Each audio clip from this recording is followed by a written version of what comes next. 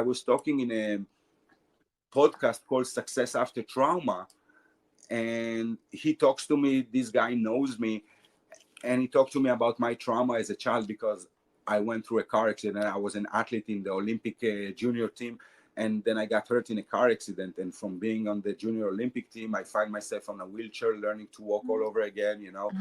It was really a tough year.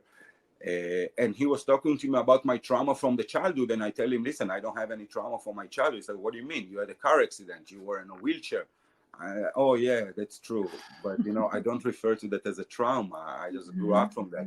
So the trauma is really what our perspective is around a topic on an issue. So when we talked about some trauma, I said, you know what, I do have a trauma from my childhood. He said, what is it?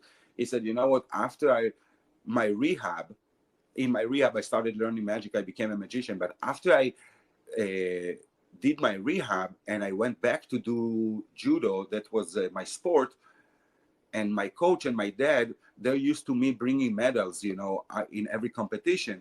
And all of a sudden I go to a competition and I lost, I think, the first or second round. And on my way home, I was like 16 years old.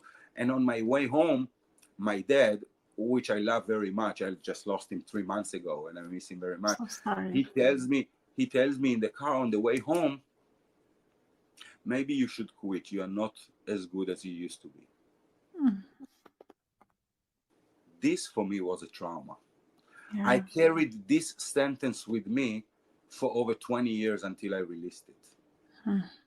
It was a bigger trauma than a car accident where I spent 2 months in the hospital. Right. So I always tell people, when I work with them, business and personal, I always say, even if we start in business, we most likely, if you really want to grow, we will have to go to the personal.